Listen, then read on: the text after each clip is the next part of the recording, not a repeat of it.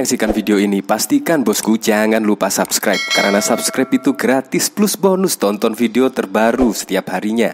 Jangan lupa ya. Akhirnya terjawab ya, kenapa Prabowo Subianto tiba-tiba dipilih oleh Presiden Joko Widodo menjadi Menteri Pertahanan. Ya memang, apalagi pada saat itu, yaitu Prabowo dan Jokowi adalah lawan di 2014 hingga 2019. Dan akhirnya dimenangkan oleh Presiden Joko Widodo menjadi presiden di 2 periode. Dan akhirnya Prabowo pun diangkat menjadi Menteri Pertahanan. Akhirnya sekarang ini terjawab ya. Ini bahkan ada berita Jokowi sejak awal saya sampaikan mendukung Prabowo. Ini tanda kutip di Pilpres 2024. Bisa jadi Presiden Joko Widodo mengangkat Prabowo Subianto yaitu untuk meneruskan pemerintahan Presiden Joko Widodo.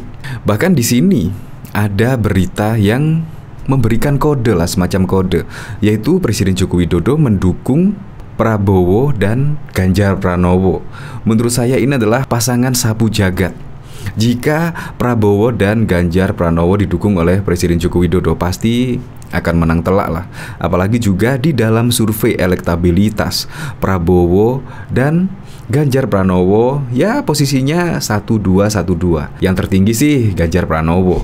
Tapi apakah mau kira-kira ya Ganjar Pranowo menjadi cawapres? Atau Prabowo kira-kira mau ya menjadi cawapres? Nah, itu adalah otak-atik yang perlu dimatangkan. Tetapi kalau dukungan Jokowi ke Ganjar dan Prabowo pasti akan menang telak.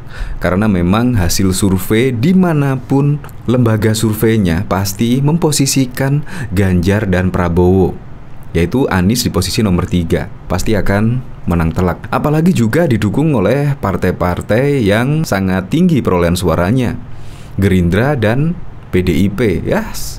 Pasti tidak akan kesulitan lah membuat koalisi.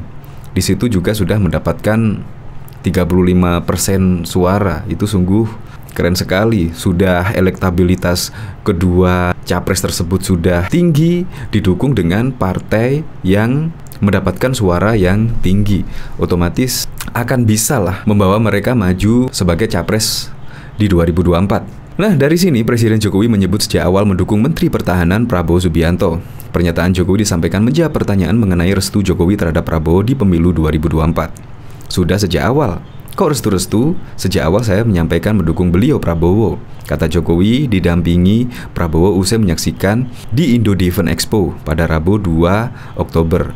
Kalau dibandingkan dengan sini ya, Anies Baswedan dan koalisi yang belum mendeklarasikan sih, itu koalisi bisa bubar jika PKS ngotot memilih Aher untuk mendampingi Anies Baswedan sebagai cawapres dan juga Demokrat ngotot memilih AHY untuk mendampingi Anies Baswedan sebagai cawapres. Pasti koalisi tersebut akan bubar.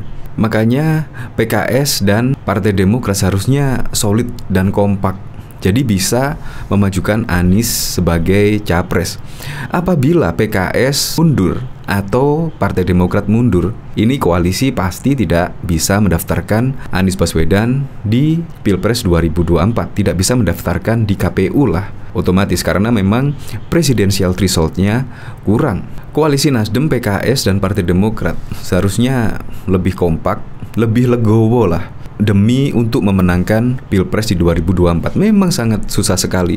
Apalagi Presiden Joko Widodo dikabarkan akan memilih Prabowo dan Ganjar. Ini sungguh sangat sulit sekali ketika memilih Prabowo dan Ganjar. Bahkan di sini juga survei indikator elektabilitas Ganjar terus naik, Prabowo juga naik dan Anies turun. Apalagi juga setelah dideklarasikan oleh Nasdem sebagai capres potensial di 2024, elektabilitas Anies kayaknya lebih menurun. Dan bahkan juga dikabarkan dari survei-survei elektabilitas Nasdem bahkan juga turun. Jadi ini menurut saya taktik jitu Presiden Joko Widodo jika ini benar-benar memilih Prabowo dan Ganjar. Ini adalah pasangan yang sangat keren, yaitu pasangan sabu jagat untuk Pilpres 2024. Ya semoga sajalah. Untuk lebih lengkapnya simak berita berikut ini, Good News Indonesia. Presiden Joko Widodo menyebut sejak awal mendukung Menteri Pertahanan Prabowo Subianto. Pernyataan Jokowi disampaikan menjawab pertanyaan mengenai restu Jokowi terhadap Prabowo di pemilu 2024. Sudah sejak awal, Kok restu-restu? Sejak awal saya menyampaikan mendukung beliau Prabowo, kata Jokowi didampingi Prabowo usai menyaksikan di Indo Defense Expo pada Rabu 2 November. Ini pertahanan timpal Prabowo. Jokowi menuturkan ia sering memberikan wejangan kepada Prabowo untuk menghadapi pemilu 2024. Jokowi menyebut dirinya dan Prabowo sering bertukar pikiran mengenai Indonesia. Ya, kita sering saling bertukar pikiran mengenai bagaimana Indonesia ke depan, tuturnya. Saya kira biasa berbicara dengan, bukan sering, tapi terlalu sering berbicara dengan Pak Menhan itu, tutup Jokowi.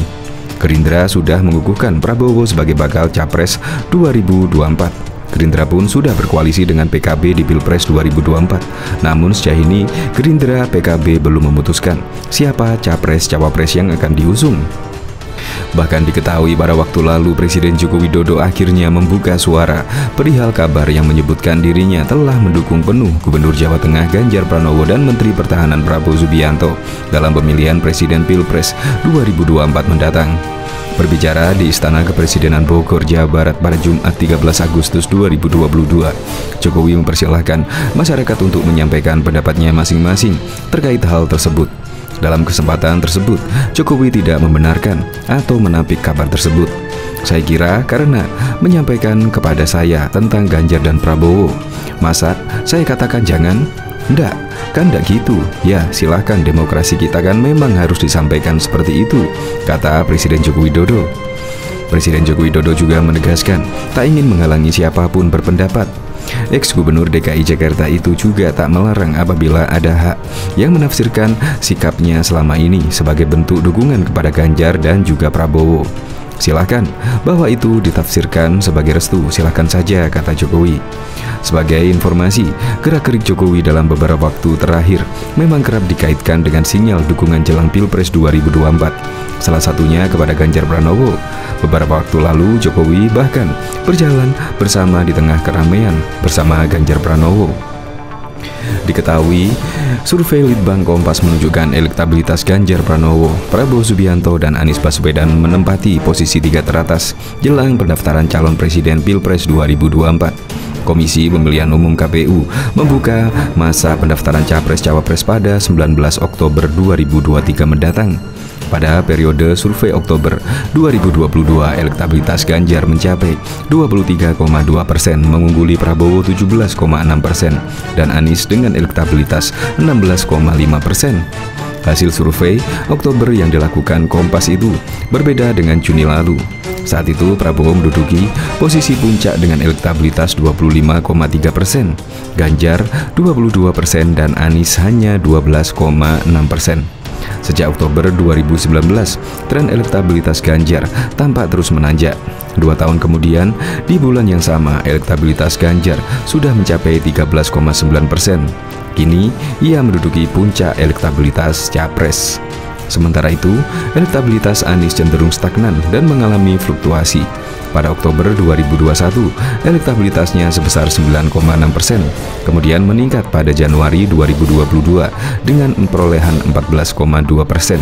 Namun angka itu menurun pada Juni 2022 dengan perolehan 12,6% dan kembali meningkat di periode ini. Elektabilitas Prabowo tampak tidak stabil dan mengalami naik turun sejak awal menjabat sebagai Menteri Pertahanan.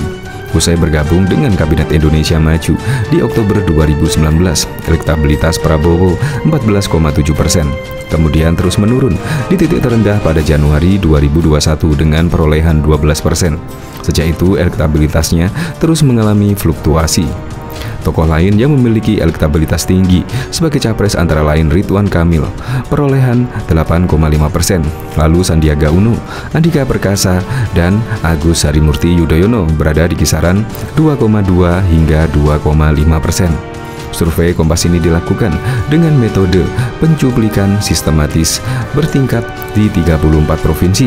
Survei dilakukan dengan wawancara langsung 1.200 responden pada 24 September hingga 7 Oktober 2022. Tingkat kepercayaan mencapai 95% dan margin of error kurang lebih 2,8%. Sebulan sebelumnya, Indikator Politik Indonesia juga merilis hasil survei. Hasilnya Ganjar di urutan pertama dengan elektabilitas sebesar 29%, diikuti Prabowo 19,6% dan Anies Baswedan sebesar 17,4%. Di bulan September, Carta Politika pun merilis hasil survei. Elektabilitas Ganjar Pranowo tertinggi, yakni 31,3%. Anies di urutan kedua dengan elektabilitas sebesar 20,6%, diikuti Prabowo Subianto sebesar 24,4%.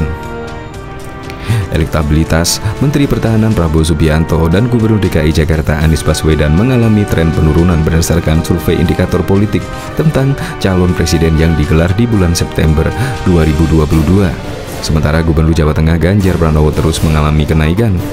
Direktur Eksekutif Indikator Politik Indonesia Burhanuddin Muhtadi mengatakan Ganjar masih berada di posisi puncak dengan elektabilitas 29%.